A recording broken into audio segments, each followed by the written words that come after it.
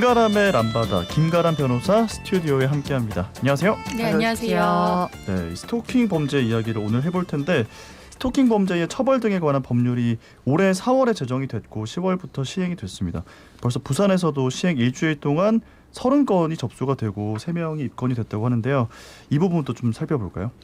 네, 1999년 최초로 발의된 스토킹 처벌법이 거의 이제 20년 만에 시행이 됐습니다. 예. 그동안 경범죄 처벌법상 고작 10만 원 이하의 벌금형이나 구류 또는 과료로서 이제 솜방망이 처벌에 불과하다는 비판을 피할 수 없었는데요.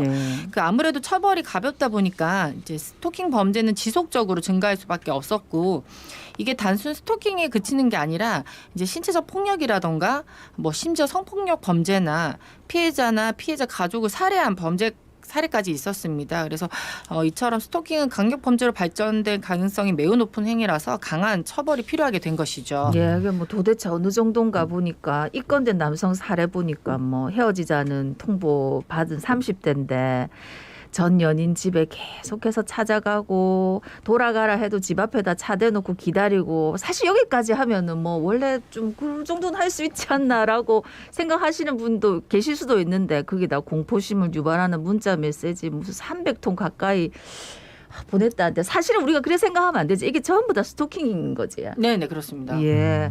근데 사실 이제 스토킹 하는데 법적으로 정확하게 뭘 지정하는 겁니까?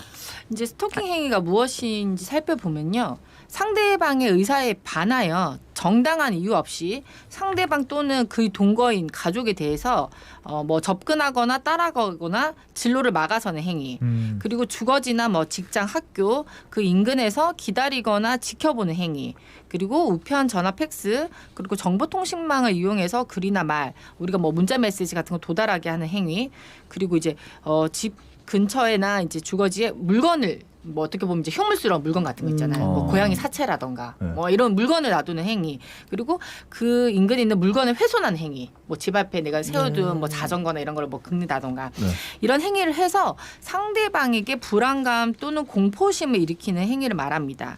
그래서 이러한 스토킹이 범죄가 되기 위해서는 이제 지속적 또는 반복적으로 행위를 하는 경우가 이제 스토킹 범죄에 해당이 된다는 거죠. 이 스토킹이라는 게 뭐 전혀 상관없는 사람이 가해자가 되는 경우도 있지만, 저희가 아까 입건 사례를 살펴봤듯이 헤어진 연인 사이에서 많이 발생한다면서요? 네, 그렇습니다. 이번에 입건된 사례 중 한 건은 이제 연인 관계가 아니라 이전에 함께 일했던 피해자가 자신의 전화번호를 차단했다는 이유로 이제 화가 나서 반복적으로 전화를 걸고 또 욕설이 담긴 문자를 보낸 50대 남성이었고요. 네. 또 하나는 이별 통보를 받았다는 이유로 전 연인 집과 직장에 찾아가서 지속적으로 행패를 부리고 피해자가 없는 집에 숨어서 있던 그 40대 여성도 경찰에 붙잡혔다고 합니다. 그래서 요즘 이제 안전 이별이라고 하죠. 그래서 예전 저희 방송에서도 한번 다뤘던 주제인데, 그 데이트 폭력이라고 해서 이제 시장을 사랑하는 연인이었다가 어느 순간 이제 가해자와 피해자가 되어버리는. 그래서 이제 헤어지고 나서도 계속 찾아온다던가 따라다닌다던가 뭐 문자를 보낸다던가 이런 행위가 이제 더 이상 당사자 간의 애정 문제라고 볼 수가 없다는 것입니다.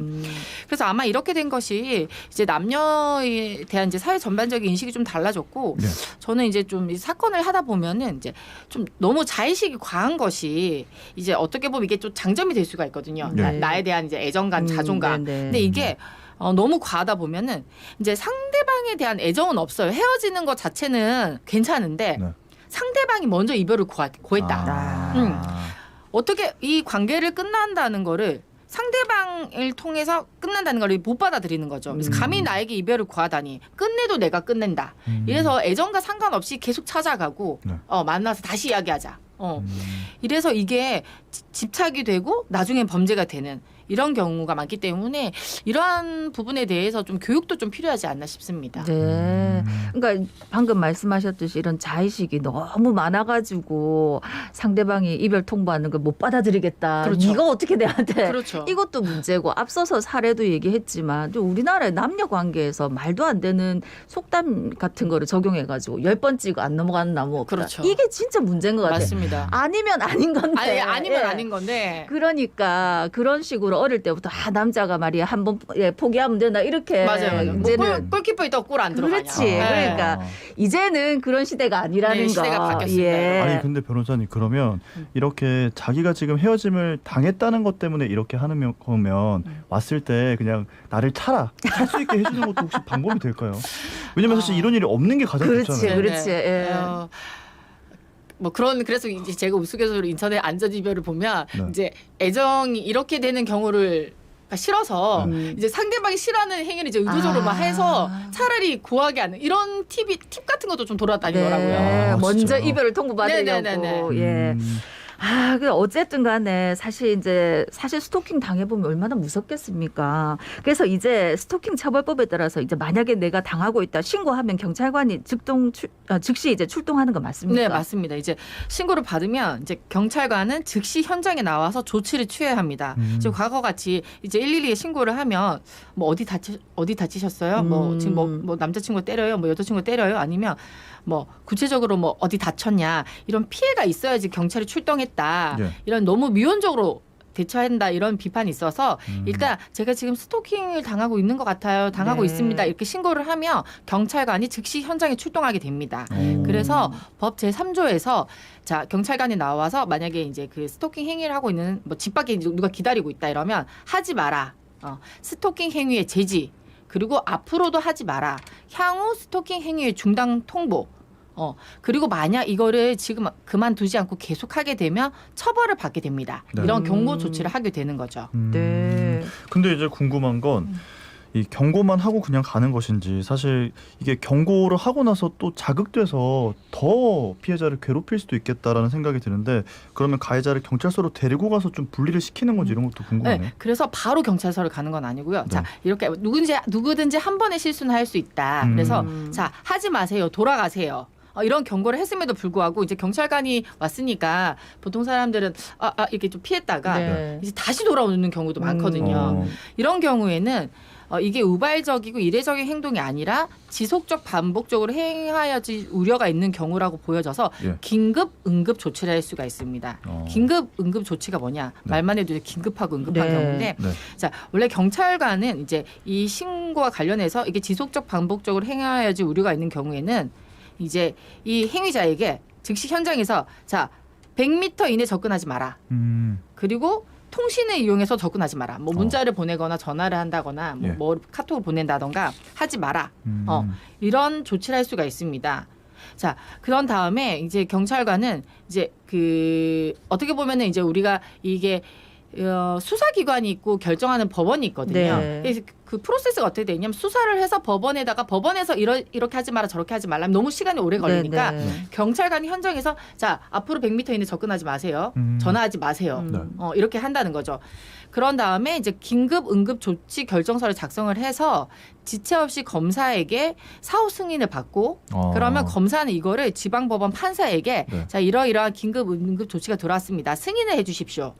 이렇게 48시간 이내에 이 모든 절차를 끝내도록 규정을 하고 있습니다. 그래서 제가 아까 말씀드린 것처럼 보통 수사기관은 수사를 하고 법원에 검사가 기소를 해서 법원에 재판을 받아서 어떤 조치가 나오거나 처벌을 받거나 결정을 받는데 네.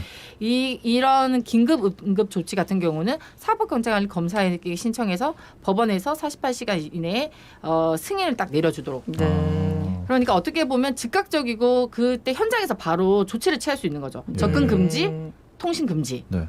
근데 이거는 1개월을 초과할 수가 없는 거예요. 근데 만약에 이렇게 했는데도 계속했다. 네. 이러면은 바로 과태료 그 1,000만 원 이하의 과태료를 처할 수가 있는 거예요. 그러니까 그럼 예전에는 뭐 10만 원 만약에 제가 이제 뭐 상황을 해서 갑돌이 갑순이 집에 찾아갔다. 네. 자 현장에 출동했어요. 자 현장에서 경찰관이 돌아가십시오. 네. 근데 돌아가는 척하고 다시 왔어요. 네. 보니까 이거는 그 경찰관이 이제 바로 가는 게 아니라 한 10분 정도 기다렸더니 이제 한 바퀴 동네 한 바퀴 돌아서 다시 왔다. 그러면 경고에서 그치는 게 아니라 긴급 응급 조치를 해서 자 한 달 기간이나 뭐 2주 동안이나 이 기간 동안 아예 접근하지 마라. 전화도 하지 마라. 네. 이런 그 조치를 하겠죠. 그러니까 아까 말씀드린 것처럼 바로 경찰서 가는 건 아니고 네. 그 경고가 안 통한 경우에는 이제 경찰서 연행이 돼서 이런 긴급 조치를 하게 되는 거죠. 근데 또 네. 궁금해지는 게 이렇게 좀 분리를 시키면 스토킹 하던 이 가해자들이 좀 잠잠해지나요, 대부분? 아무래도 이제 저 같은 경우는 이제 그 공권력을 굉장히 네. 좀 무섭거든요. 제가 그렇지. 어떻게 보면은 예. 이제 우스갯소리로 제가 이제 남의 사건을 처리하는 거는 감정이 없지만 만약에 뭐 제가 운전하고 가는데 경찰관이 보이면 괜히 내가 뭐 핸드폰을 무슨 말씀인지 아시죠? 네, 네. 조심하기 때문에 네. 일반적이고 통상적인 사람의 경우에는 경찰관이 그런 조치를 하면 겁을 네. 내겠죠. 근데 문제는 이제 긴급 응급 조치를 결정을 받는 것도 굉장히 예외적인 경우거든요. 네. 아까 보면 이제 30건 중에 50건 우리 신고가 들어왔는데 네, 네. 3건이 입건이 됐다는 네, 거는 네. 이제 입건이 됐다는 거는 이게 이제 형사 절차로 아예 수사가 개시가 됐다는 거예요. 네. 그러면 이거는 이제 한 번, 두 번 이렇게 그 우발적으로 일어난 게 아니라 이 사람은 가만히 놔뒀다가는 계속적으로 찾아가고 네. 반복적으로 해서 이게 이제 범죄가 되는 경우이기 때문에 아까 말씀 그러니까 주신 보통은 것처럼 이제 경찰이 한번 출동을 하면 네네. 대부분의 사람들은 그죠, 그죠. 이제 좀 거기서 포기를 하는 경우가 그죠, 많이 그죠. 생긴다. 보통은 그치? 이제 조심하는 거죠. 네.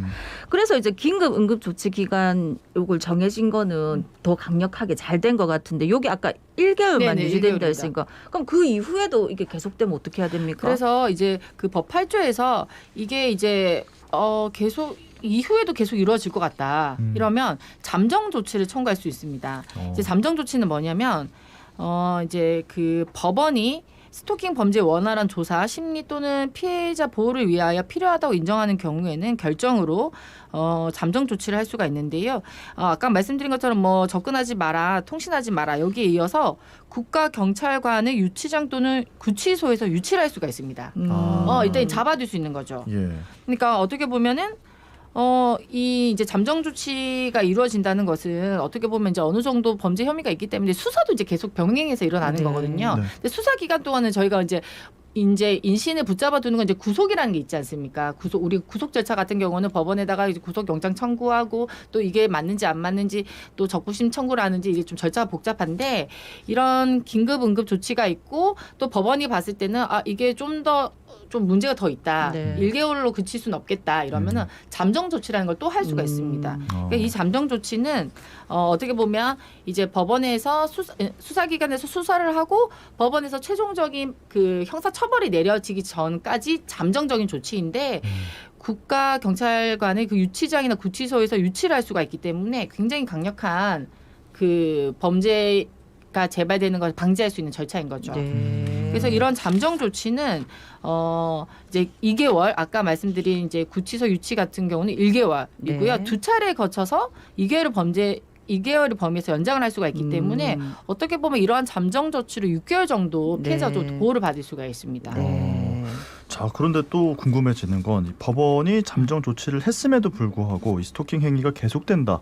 이랬을 때는 어떻게 해야 될까요? 이 잠정 조치를 불이한 경우에는요, 2년 이하의 징역 또는 2천만 원 이하의 벌금에 처해지고요. 예. 아까 그 긴급 응급 조치 같은 경우는 1,000만 원 이하의 과태료 처분을 받게 돼서 어떻게 보면 이제 굉장히 형이 세진 거거든요. 네. 그래서 제재의 실효성을 높이고 있습니다. 네. 그러니까 잠정 조치 취했는데도 계속 찾아갔다. 이러면은 이거는 불이행한 거니까 2년 이하의 징역.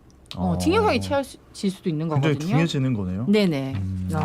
그리고 네. 이런 잠정 조치는 이제 어디까지 잠정 조치고 결국 이제 수사기관에 의해서 수사가 돼야 되는데요. 네. 이제 전담 조사제라고 해서 스토킹 범죄 피해자에 대해서 전담 검사와 전담 경찰관을 두도록 법에서 규정을 하고 있습니다. 네.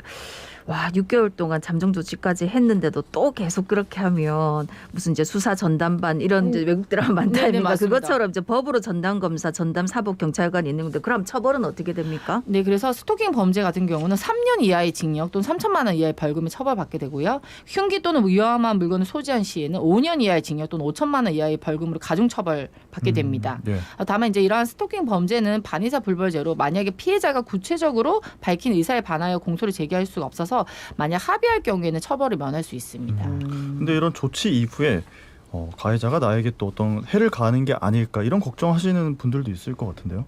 예, 그래서 아무래도 이제 잠정 조치가 내려졌다는 거는 범죄 혐의가 어느 정도 소명이 된 거라서 네. 이미 전담 수사관에 의해서 수사가 개시돼서 이제 형사 처벌을 받게 될 것이기 때문에 이제 더 이상 무턱대고 찾아가긴 어렵지 않을까 싶습니다. 네. 자, 자, 근데 이렇게 스토킹 이야기를 저희가 나눠봤는데 그런 얘기 있잖아요. 도둑이 들면 문을 열어놔야 된다. 그래야지 도둑이 도망가고 네네. 오히려 그냥 목숨을 구한다. 음. 좀 어떤 예방할 수 있는 짧은 좀 그런 방법을 좀 설명을 해주시죠.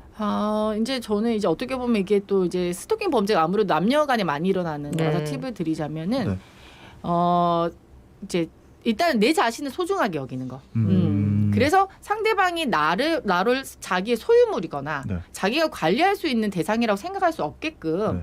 어떤 그 내 생활 자체를 좀 철저하게 하시고 그리고 내 주변인들이나 일어날 때 좀 공개를 하셔서 도움을 항상 이렇게 요청할 수 있는 네. 그리고 뭔가 서로 이거는 네, 그렇게 좀 미리 단도리를 좀 하시면 될 것 같습니다. 예, 알겠습니다. 오늘 말씀 여기까지 듣겠습니다. 고맙습니다. 고맙습니다. 네, 지금까지 김가람 변호사였습니다. 예, 자갈 찾으면 17,000